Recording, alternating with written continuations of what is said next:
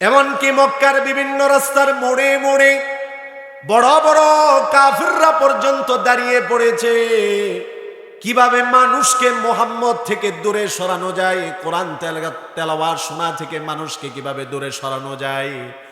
কাফেরদের সমস্ত চেষ্টা প্রচেষ্টা সব কিছুকে যিনি ব্যর্থ করে দিয়েছেন তিনি কে? আবু জাহেল কোরআনের বিরোধিতা করেছিল, আবু লাহাব উতবা সাইবা তারা কোরআনের বিরোধিতা করেছিল। যদিও আজকে আবু জাহেল দুনিয়া থেকে বিদায় নিয়ে চলে গেছে, আবু লাহাব উতবা সাইবা ওয়ালিদ ইবনে মুগীরা রাসূল বিদ্বেষ পোষণকারী যারা ছিল, কোরআনের বিদ্বেষ পোষণকারী যারা ছিল, ইসলামের বিদ্বেষ পোষণকারী যারা ছিল, তারা যদিও দুনিয়া থেকে বিদায় নিয়ে চলে গেছে, কিন্তু ওদের কিছু সেলা পেলা এখনো জমিনে আছে কিনা খোঁজ নিয়ে দেখেন, এখনো কোরআনের বিরোধিতাকারীরা আছে। অতএব মনে রাখতে হবে, আবু জাহেল যেরকম ধ্বংস হয়েছে, আবু লাহাব উতবা সাইবা ওয়ালিদ ইবনে মুগীরা যেভাবে ধ্বংস হয়েছে, আল্লাহর কসম এই কোরআন আগে ছিল, এখনো আছে, ভবিষ্যতে থাকবে। কোরআনের বিরোধিতাকারীরা ধ্বংস হবে, বলেন ঠিক কিনা? কেননা এই কোরআনের হেফাজতের দায়িত্ব যিনি নিয়েছেন তিনি কে? আমি তো বলি এখন যারা কোরআনের বিরোধিতাকারী এরা আবু জাহেলের চেয়ে মারাত্মক খারাপ, ঠিক কিনা বলেন? আবু জাহেল দিনের বেলা বিরোধিতা করেছে, রাত্রিবেলা গোপনে এসে কোরআন তেলাওয়াত শুনেছে। জোরে বলেন আল্লাহু আকবার। এই কোরআন এটা এমন একটা আকর্ষণ, কোরআন তেলাওয়াতের মধ্যে এমন একটা টান আছে। আবু জাহেল দিনের বেলা বিরোধিতা করে, আবু লাহাব দিনের বেলা রাসূলের বিরোধিতা করে, কোরআনের বিরোধিতা করে, রাত্রিবেলা এরা শুয়ে থাকতে পারে না। আল্লাহ রসুল কোরআন তেলাওয়াত করে ঘরের চারপাশে এসে চার বড় বড় লিডার দাঁড়িয়ে কোরআন তেলাওয়াত শুনে। আল্লাহু আকবার বলেন। শুধুমাত্র তাই না, ইতিহাসের কিতাবের মধ্যে এসেছে আবু জাহেল যতক্ষণ পর্যন্ত রাসূলুল্লাহর জবান মুবারকে কোরআন তেলাওয়াত না শুনতো তার ঘুমে ধরতো না। জোরে বলেন আল্লাহু আকবার। আবু জাহেলের স্ত্রীর নাম ছিল উম্মে হাকিম। উম্মে হাকিম বড় চালাক মহিলা ছিল। আবু জাহেলের মৃত্যুর পরে ফাতহে মক্কার দিন আবু জাহেলের ছেলে ইকরামা ইবনে আবু জাহেল সে যখন মুসলমান হয়েছে, তখন আবু জাহেলের স্ত্রীও মুসলমান হয়েছিল। উম্মে হাকিম শুয়ে আছে, ঘুমাই না, ঘুমের বান ধরেছে। আবু জাহেল শুয়ে আছে, ঘুমাই না, ঘুমের বান ধরেছে। কেন? আবু জাহেল যতই বিরোধিতা করুক, রাসূলুল্লাহর কোরআন তেলাওয়াত না শোনার আগ পর্যন্ত তার ঘুমে ধরতো না। আল্লাহু আকবার বলেন। এক পর্যায়ে উম্মে হাকিম আবু জাহেলের স্ত্রী দেখে আবু জাহেল আস্তে আস্তে ঘুম থেকে উঠে ঘর দিয়ে বের হয়ে যায়। পিছন দিক দিয়ে উম্মে হাকিম আবু জাহেলের স্ত্রী বলে, এই স্বামী কোথায় যাও? এবার আবু জাহেল স্ত্রীর কাছে মূল সত্যটা আর গোপন রাখতে পারলো না, বলতেছে যে তোমার কাছে গোপন রাখার কিছুই নেই। যদিও দিনের বেলা কোরআনের বিরোধিতা করি, রাসূলুল্লাহর বিরোধিতা করি, আসলে সত্য কথা বলতে এই কোরআনের মধ্যে এমন একটা আকর্ষণ আছে, টান আছে, এটার তেলাওয়াত না শুনলে আমার দিল ঠান্ডা হয় না। উম্মে হাকিম বলে, ও আমার প্রাণের স্বামী, শুধু আপনি একাই কেন যাবেন কোরআন তেলাওয়াত শুনবেন? কেমন তেলাওয়াত? এই কোরআনের তেলাওয়াত, আপনি আমাকে সাথে নিয়ে যান, আমি ওই তেলাওয়াত শুনতে চাই। এমন শীতের রজনী ছিল, আবু জাহেল রাতের গভীর অন্ধকারে তার স্ত্রী উম্মে হাকিমকে নিয়ে চলে গেল। আল্লাহর রাসূল দাঁড়িয়ে কোরআন তেলাওয়াত শুনতে, কোরআন তেলাওয়াত করতেছিলেন। আবু জাহেল এবং তার স্ত্রী উম্মে হাকিম দাঁড়িয়ে দাঁড়িয়ে রাসূলুল্লাহর জবানে কোরআন তেলাওয়াত শুনতেছিল। কোরআনে কারীমের তেলাওয়াত যেখানে হয়, যারা করে, যারা শুনে, তাদের উপর যিনি সাকিনা নামক রহমত বর্ষণ করেন তিনি কে? এজন্য দেখবেন আপনার যদি ঘুমে না ধরে আপনি কোরআন নিয়ে বসে পড়বেন, আপনার ঘুম চলে আসবে, ঠিক কিনা বলেন? ঘুম না আসলে কোরআনে কারীমের তেলাওয়াত করবেন, জিকির আজকার করবেন, যিনি আপনার উপর, আমাদের উপর সাকিনা রহমত নাজিল করে দিবেন। জুড়ে বলেন তিনি কে? আবু জাহেল কোরআন তেলাওয়াত শুনতেছে, তার স্ত্রীও কোরআন তেলাওয়াত শুনতেছে। শুনতে শুনতে এক পর্যায়ে উম্মে হাকিম ঘরের কোনায় বাহিরের মধ্যে শুয়ে ঘুমিয়ে পড়েছে। ওই দিক দিয়ে সকাল হওয়ার কাছাকাছি, ভোর হওয়ার কাছাকাছি সময় হয়ে গেল। আবু জাহেল তার স্ত্রী উম্মে হাকিমকে ডাক দিল, তাড়াতাড়ি উঠো, দিনের আলোতে যদি মানুষ দেখতে পায় আমি সর্দার আমার স্ত্রীকে নিয়ে মুহাম্মদের কোরআন তেলাওয়াত শোনার জন্য এসেছি, তাহলে মান ইজ্জত থাকবে না, সবাই তো হাসাহাসি করবে, তাড়াতাড়ি চলো। আবু জাহেল ডাক দেওয়ার পরে উম্মে হাকিম, তার গায়ের মধ্যে 2টি চাদর ছিল, তাড়াহুড়া করতে গিয়ে একটি চাদর রেখে একটি চাদর নিয়েই তার বাড়িতে চলে গেল। ইতিহাসের কিতাবের মধ্যে এসেছে কিছুক্ষণ পরেই উতবা আসলো। আল্লাহর নবীর গড়ের পাশ দিয়ে উতবা যখন অতিক্রম করে চলে যায়, এমন একটা চাদর উতবা দেখে চিনতে পারলো এটা তো আবু জাহেলের চাদর। কেননা এই চাদর আবু জাহেল এবং তার পরিবারের লোকেরাই ব্যবহার করে। উতবা বুঝতে পেরেছে আবু জাহেল নিশ্চয়ই তার স্ত্রীকে নিয়ে রাত্রিবেলা এখানে এসেছিল। চাদরটা হাতে নিয়ে উতবা চলে গেল আবু জাহেলের বাড়িতে। আবু জাহেল, এই যে তোমার চাদর রাসূলুল্লাহর ঘরের, মুহাম্মদের ঘরের পাশে কেন? অবশ্যই তুমি আজকে রজনীতে তোমার স্ত্রীকে নিয়ে কোরআন তেলাওয়াত শোনার জন্য গিয়েছিলে। উতবার কাছে আবু জাহেল বিষয়টা আর গোপন রাখলো না, সত্য প্রকাশিত করে দিল। উতবা, আমি লিডার, আমি বড় নেতা, দিনের বেলা যদিও কোরআনের বিরোধিতা করি, কিন্তু আল্লাহর কসম এই কোরআনের আকর্ষণে আমি ঘরে বসে থাকতে পারি না।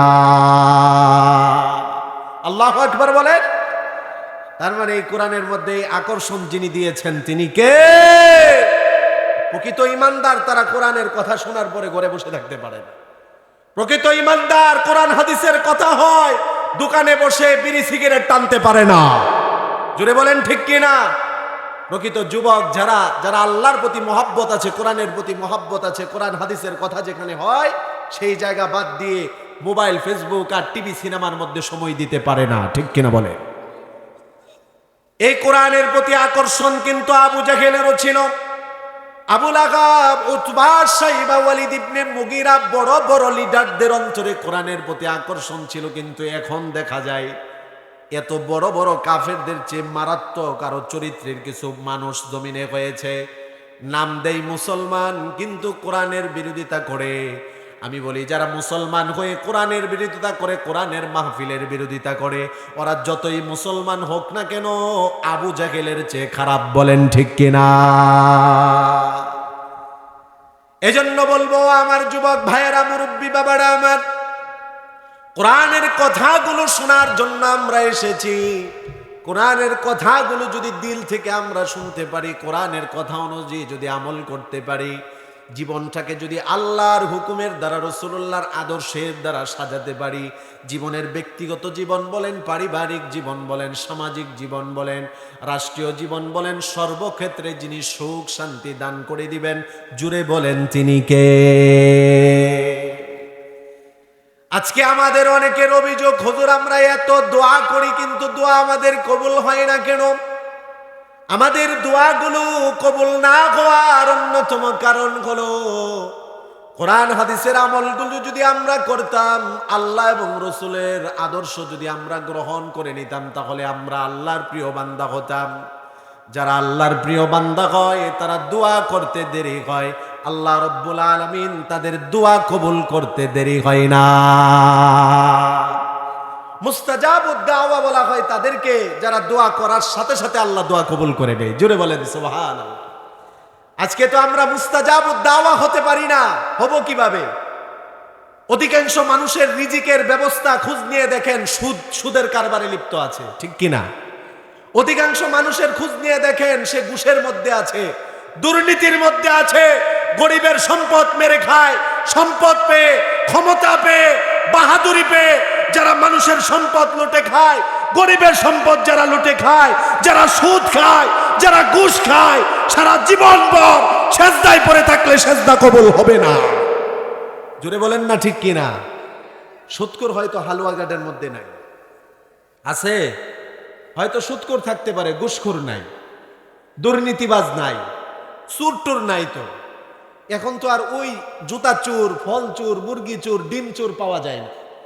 এখন আমাদের সমাজে, এই যে মুরব্বী বাবারা বলতে পারবে, একটা সময় ছিল যেই সময়ের মধ্যে রাত্রেবেলা শুইতাম, সকালবেলা উঠলে আমরা শুনতাম মুরগি চুরি হয়ে গেছে। হয়তো কিনা? মুরগির খোয়ার থেকে ডিম চুরি হইতো। মুসল্লি মসজিদে গেলে মসজিদের সামনে থেকে জুতা চুরি হতো। হতো কিনা?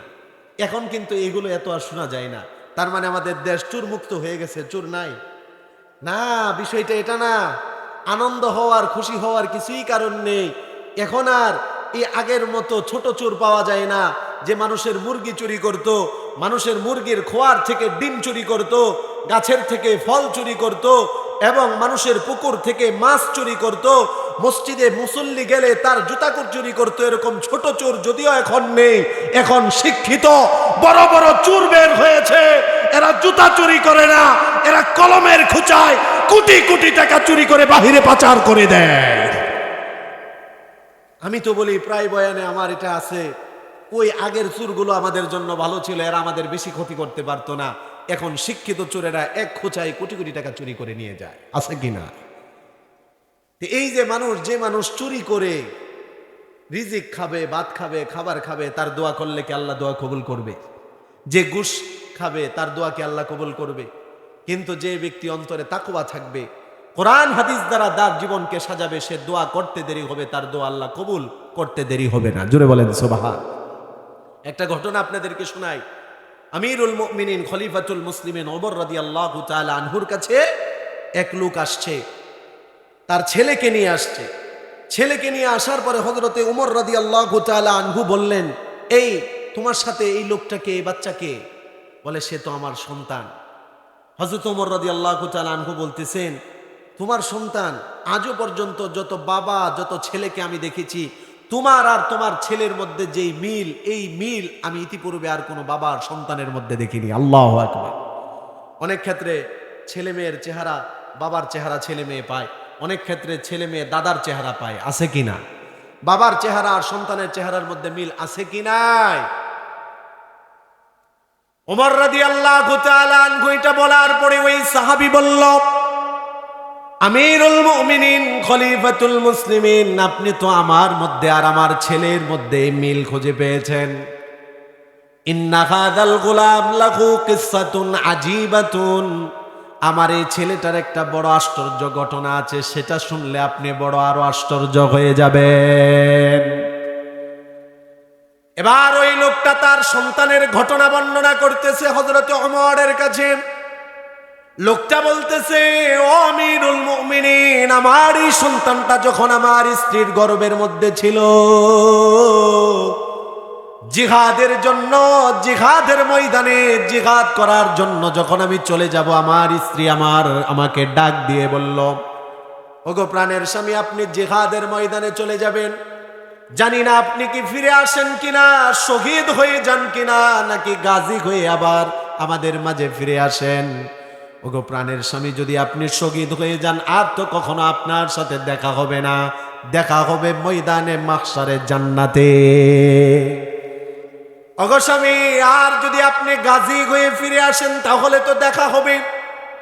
ওগো প্রাণের স্বামী, আমার গর্ভে আপনার সন্তান আছে, আপনি চলে যাচ্ছেন, আমার সন্তানের জন্য, আমার জন্য একটু দোয়া করে যান। ওই লোকটা হযরত ওমরের কাছে বলে, ওগো আমিরুল মুমিনিন, আমার স্ত্রীটা বলার পরে আমার স্ত্রীর পেটের মধ্যে এভাবে স্পর্শ করে আমার সন্তানের দেহের মধ্যে হাতটা লাগিয়ে আমি একটা দোয়া করেছিলাম, আস্তাউদিউল্লাহ মা ফি বাতনিক, তোমার পেটের মধ্যে যেই সন্তান আছে তাকে আমি আল্লাহর আশ্রয়ে রেখে গেলাম। আমি জিহাদের ময়দানে চলে গেলাম, লাগাতার কয়েক মাস জিহাদের প্রান্তরে, জিহাদের লড়াই আমি জিহাদের ময়দানে করতেছিলাম। জিহাদে থাকা অবস্থায় আমি সংবাদ পেলাম আমার স্ত্রী ইন্তেকাল করেছে। এবার আপনারা বলেন, কোন মহিলার গর্ভে যদি বাচ্চা থাকে, মহিলা মৃত্যুবরণ করলে বাচ্চা কি জীবিত থাকে? আমি জিহাদের ময়দানে থাকা অবস্থায় সংবাদ পেলাম আমার স্ত্রী ইন্তেকাল করেছে। আমার পরিবার পরিজন, আত্মীয় স্বজন সবাই মিলে আমার স্ত্রীর দাফন কাফনের কাজ শেষ করে ফেলল। অনেক দিন পর জিহাদের ময়দান থেকে গাজী বানিয়ে আল্লাহ তাআলা আমাকে বাড়িতে এনেছেন। বাড়িতে আসার পরে আমার প্রতিবেশী, আমার আত্মীয় স্বজন সবাই আমার কাছে এসে বলল, ও ভাই, তোমার স্ত্রী কয়েকদিন আগে যে মারা গিয়েছে, তাকে কবর দেওয়ার পরে আমরা প্রতিদিন রাত্রে দেখতে পাই তার কবরের মধ্যে আগুন জ্বলে, ওই ভয়ে আমরা কেউ তার কবরের কাছে যাই না। ওই লোকটা হযরত ওমরের কাছে বলে, ও আমিরুল মুমিনিন, খলিফাতুল মুসলিমিন, আমার আত্মীয় স্বজন, আমার স্ত্রীর ব্যাপারে কথাটা বলার পরে আমি বড় কষ্ট পেলাম, ব্যথিত হলাম। এমনটা হওয়ার তো কথা না, কেননা আমার জানা মতে আমার স্ত্রী একজন দিনদার মহিলা ছিল, একজন মুত্তাকি পরহেজগার নারী ছিল।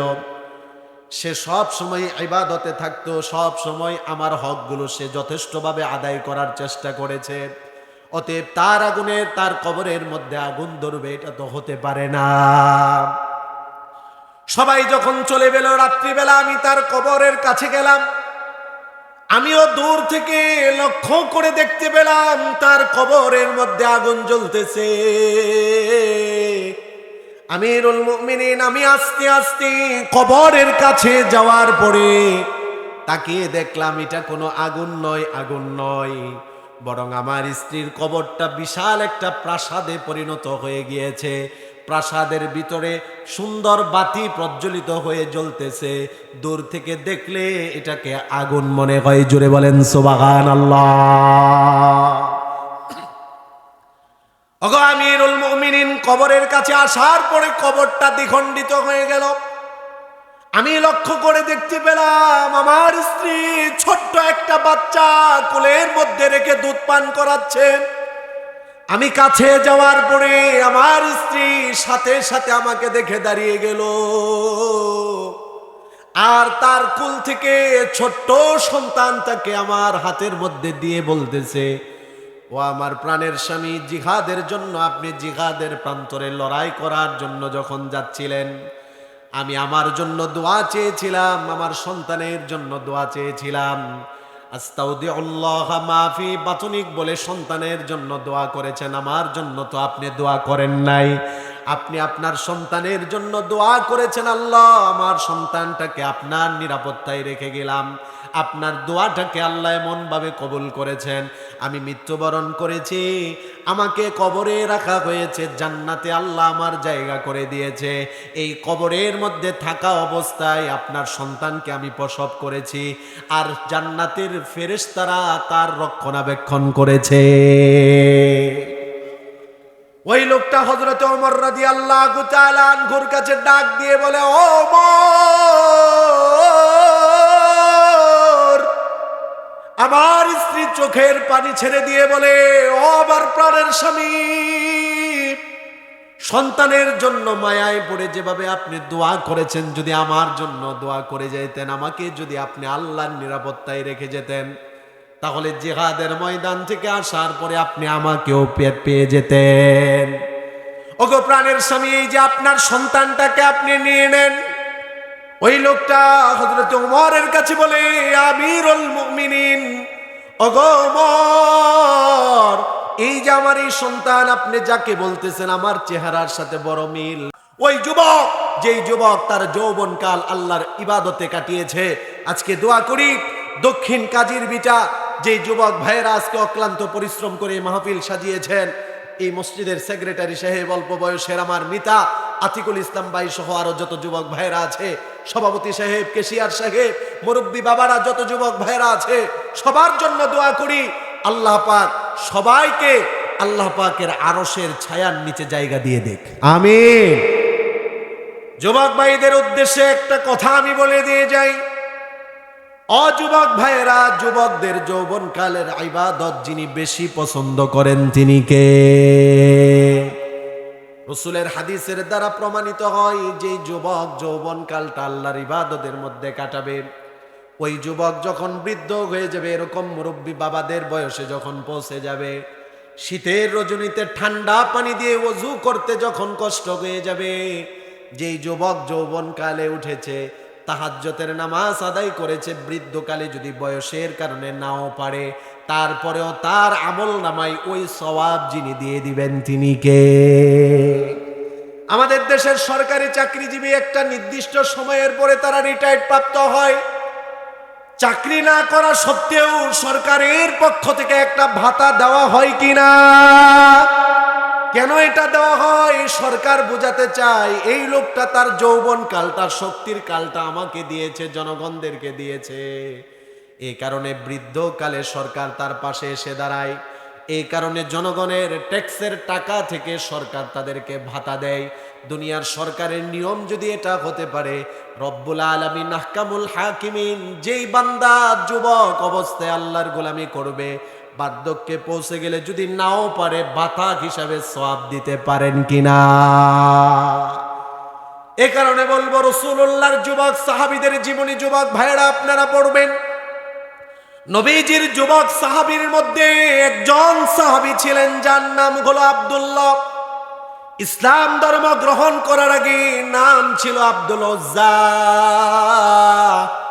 উজ্জা হলো একটা মূর্তির নাম। আমরা যেমন বলি আব্দুল্লাহ মানে আল্লাহর গোলাম, তৎকালীন যারা মূর্তির পূজা করত তারা মূর্তির নামে মানুষের নাম রাখতো। আব্দুল উজ্জা মানে গোলামে, উজ্জা নামক মূর্তির গোলাম। মক্কায় বসবাস করত ওই যুবক।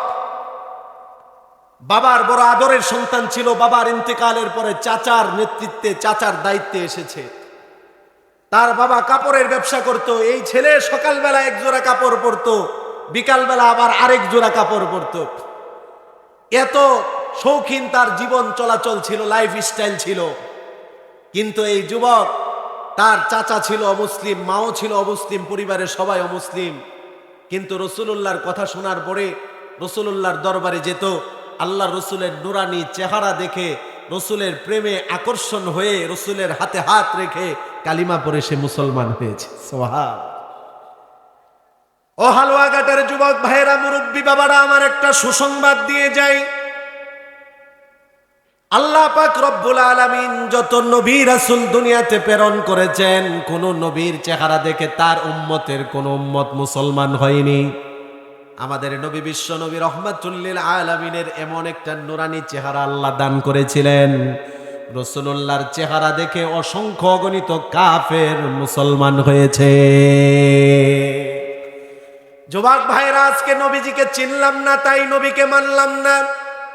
অযুবক ভাইরা, খেলোয়াড়কে ভালো করে চিনেছি, খেলোয়াড়ের প্রতি মহব্বত আছে। গায়ককে ভালো করে চিনেছি, গায়কের প্রতি, নায়ককে ভালো করে চিনেছি, তাই নায়কের প্রতি আমার মহব্বত আছে। দুনিয়ার নেতাকে ভালো করে চিনেছি, তাই নেতার প্রতি মহব্বত আছে, নেতার জন্য পর্যন্ত জীবন দেয়, আছে কিনা। খেলোয়াড়ের জন্য জীবন দেয় এমন যুবক আছে।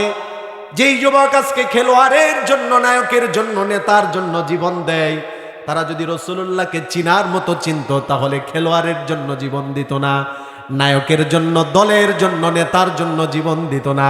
জীবন দেওয়ার প্রয়োজন হলে কোরআনের জন্য, ইসলামের জন্য, রাসূলুল্লাহর জন্য, আল্লাহর জন্য জীবন দিত। বলেন ঠিক কিনা? এই জীবনটা দিয়েছেন কে? জোরে বলেন, জোরে বলেন কে? যেই জীবন আল্লাহ দিয়েছে, ওই জীবন আপনি খেলোয়াড়ের পিছনে কেন ব্যয় করবেন? যেই জীবন আল্লাহ দিয়েছে, যে হায়াত আল্লাহ দিয়েছে, ওই হায়াত দলের পিছনে নয়, নেতার পিছনে নয়, নায়কের পিছনে নয়, একমাত্র আল্লাহর ইবাদতে কাটাতে হবে, ঠিক কিনা? আর ওই জীবন দেওয়ার প্রয়োজন হলে দিনের জন্য, ইসলামের জন্য দিতে হবে।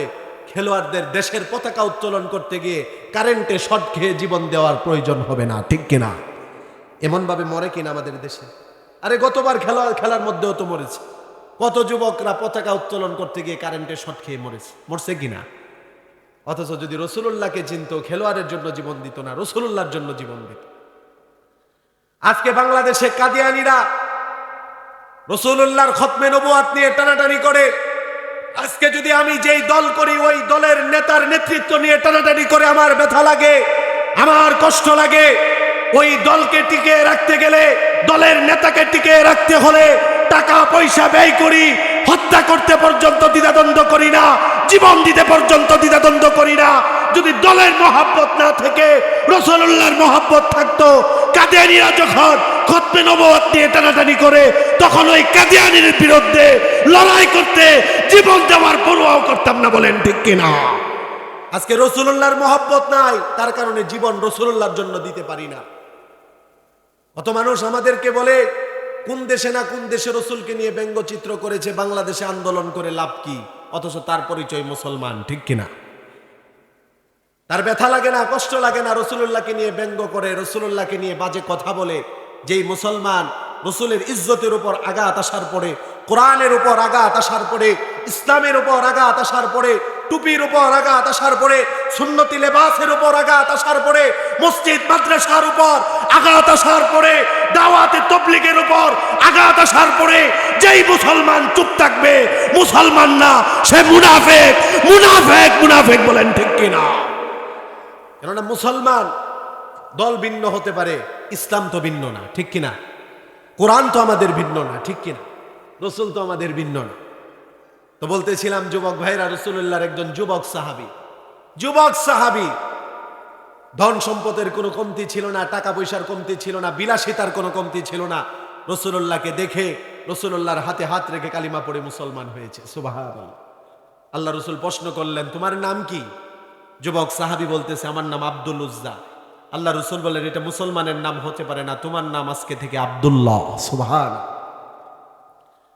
আল্লাহর নবী বিশ্ব নবী রাহমাতুল লিল আলামিন বললেন, আব্দুল্লাহ রে, ইসলাম ধর্ম গ্রহণ করেছো যেহেতু তোমার সবার পরিবারের সবাই যেহেতু মুসলিম, আপাতত তোমার বিষয়টা গোপন রাখবে, কাহারো কাছে বলার দরকার নেই, গোপনীয়তার সাথে তুমি আমল করে যাও। হযরতে আব্দুল্লাহ তার ইসলাম ধর্ম গ্রহণ করার বিষয়টা গোপন রেখেছিল। কিছুদিন পরে আল্লাহর নবী আল্লাহর আদেশে মক্কা থেকে হিজরত করে মদিনায় চলে গেলেন। এখন তো আর আল্লাহর রাসূলকে দেখতে পারে না, রসুলকে দেখতে না পেরে, রসুলের কথা শুনতে না পেরে, বিরহ যন্ত্রণা সহ্য করতে না পেরে হযরতে আব্দুল্লাহ পাগলের মতো হয়ে যায়। আব্দুল্লাহর পরিবর্তন দেখে তার চাচা প্রশ্ন করল, কিরে আব্দুল্লাহ, তোমার কথাবার্তা চালচলনে কেমন পরিবর্তন পাওয়া যায়? তুমি কি মুহাম্মদের কাছে যাওয়া আসা করতে, তার ধর্ম কি তুমি গ্রহণ করেছো? আব্দুল্লাহ চাচার প্রশ্নের উত্তরে আর কোনো দেরি না করে বলে দিল, হ্যাঁ চাচা, আপনি সত্যটাই বুঝতে পেরেছেন। পৃথিবীর সবচেয়ে সত্য ধর্ম, আল্লাহর মনোনীত ধর্ম ইসলাম ধর্ম আমি গ্রহণ করে নিয়েছি।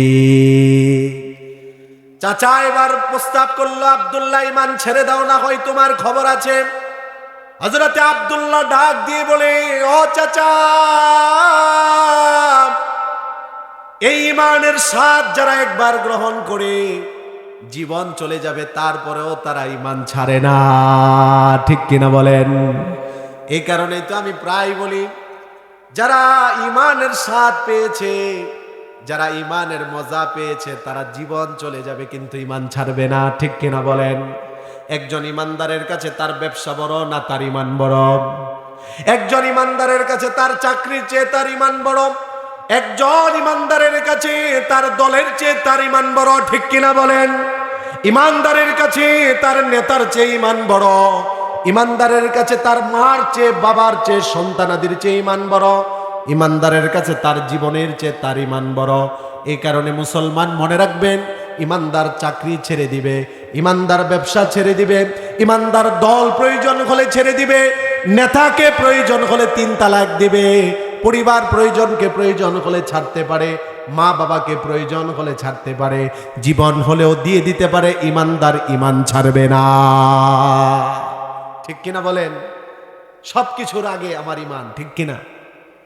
হযরতে আব্দুল্লাহ বলে, চাচা ঈমান ছাড়া তো আর সম্ভব না। আব্দুল্লাহর চাচা আব্দুল্লাহকে মারধর করা শুরু করে দিল, শরীরটা রক্তে রঞ্জিত হয়ে গেল।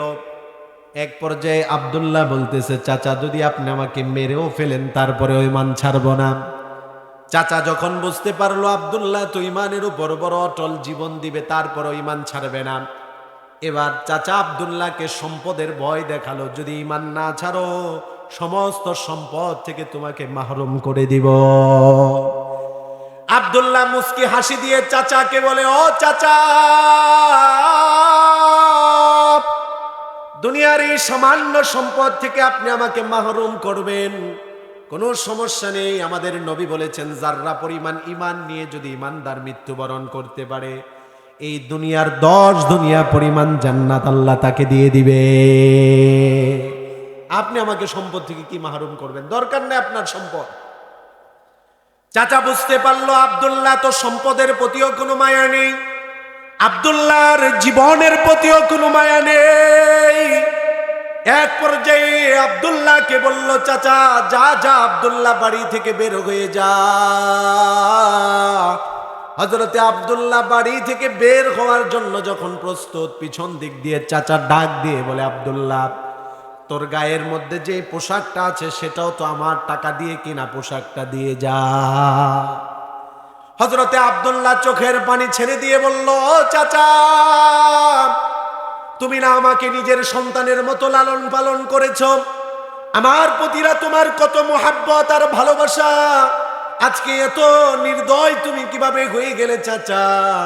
চাচা ডাক দিয়ে বলে, ঈমান না ছাড়লে আমি আরো বড় নির্দয় হব, এত বুঝি না তোর প্রতি আমার কোনো মোহাব্বত নেই, তাড়াতাড়ি আমার কিনে দেওয়া কাপড়গুলো খুলে দে।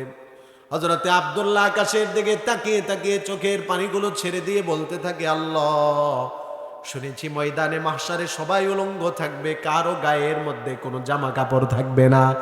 আজকে আমার এই দুনিয়ার এই সময়টাকে আমি ময়দানে মাহশারের সময় মনে করে নিলাম। আল্লাহ গো, তুমি কি পরীক্ষা করতে চাও আমি আব্দুল্লাহর কাছে ইজ্জত বড় না ঈমান বড়? আমি কি আমার ইজ্জতের ভয়ে ঈমান ছেড়ে দেই? না গো না আল্লাহ, আমার ঈমানে তো দুর্বল নয়, ইজ্জত ছেড়ে দিব, ঈমান ছাড়তে পারি না।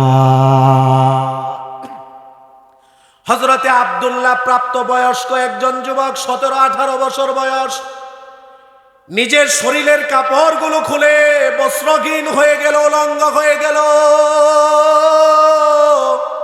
চাচাকে কাপড়গুলো খুলে দিল, তারপরও সেই ঈমান ছাড়ে না। বস্ত্রহীন অবস্থায় মাকে গিয়ে ডাক দিল জানালা দিয়ে, ও মা। মাকে ডাক দেওয়ার পরে মা বয়স্ক ছেলেকে বস্ত্রহীন অবস্থায় দেখে চেহারা ঘুরিয়ে নিল, প্রশ্ন করলো, বাবারে তোমার এই অবস্থা কেন? তখন জানালার পাশ দিয়ে ছেলেটা বলতে লাগলো, আব্দুল্লাহ বলতে লাগলো, মা ঈমান আনার কারণে চাচা মারধর করেছে, বাড়ি থেকে বের করে দিয়েছে, শরীর থেকে জামা কাপড় পর্যন্ত খুলে নিয়েছে। মাগো তারপরেও ঈমান ছাড়িনি।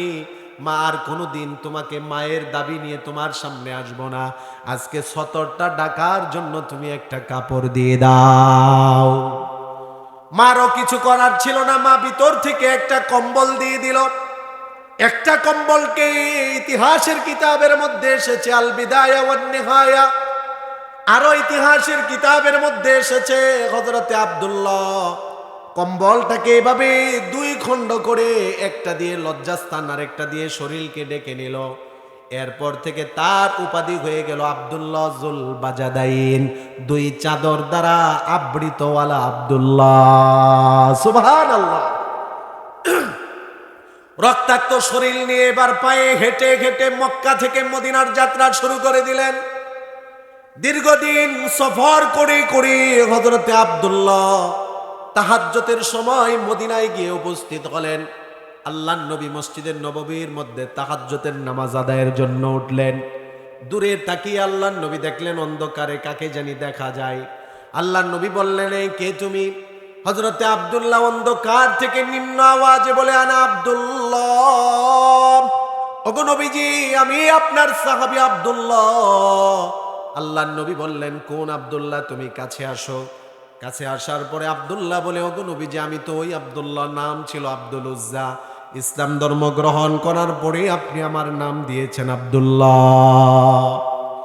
আল্লাহর নবী এবার চোখের পানি ছেড়ে দিয়ে বলে, আব্দুল্লাহ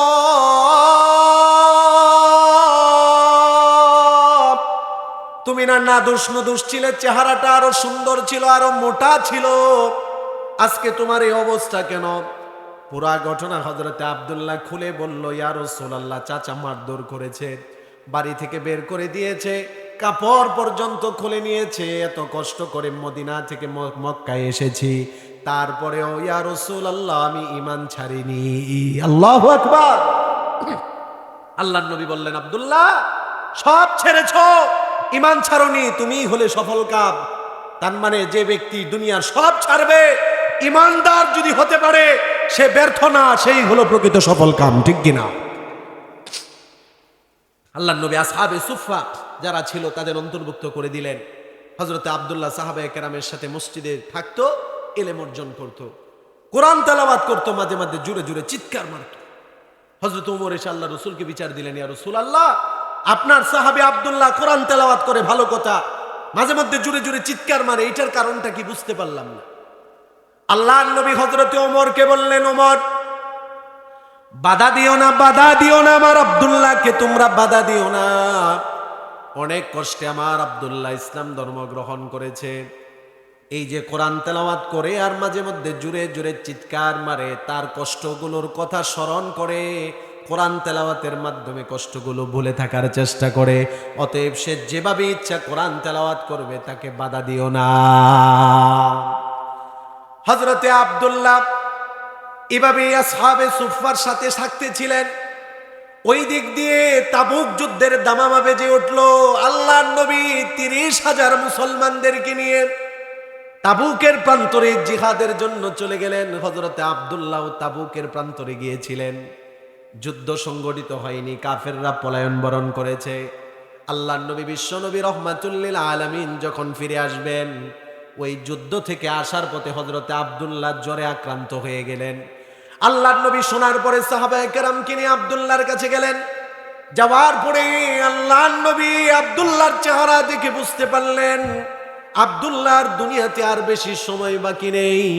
আল্লাহর নবী তখন সাহাবায়ে কেরামকে বললেন, এই আমার আব্দুল্লাহর লাশটাকে আমার কাছে দাও। হযরতে আব্দুল্লাহর লাশটাকে বিশ্ব নবীর কাছে দেওয়া হলো। আল্লাহর নবী নিজের রান মুবারকের উপর রেখে আব্দুল্লাহর দিকে তাকিয়েছিলেন। আল্লাহর নবী এভাবে তাকিয়ে আছেন অবাক দৃষ্টিতে। এক দৃষ্টিতে হযরতে আব্দুল্লাহ বিশ্ব নবীর দিকে তাকিয়ে আছে। এত কাছ থেকে নবীজিকে দেখার ভাগ্য আর অন্য কাহারও হয়নি। আল্লাহর নবী হযরতে আব্দুল্লাহর দিকে তাকিয়ে আছেন, আব্দুল্লাহও তাকিয়ে আছে। হযরতে আব্দুল্লাহ প্রশ্ন করে, ইয়া রাসূলুল্লাহ, এই যে আমি সব হারালাম, মাকে হারালাম, চাচাকে হারালাম, সম্পদ হারালাম, নিজের গায়ের জামা পর্যন্ত হারালাম, এই যে এত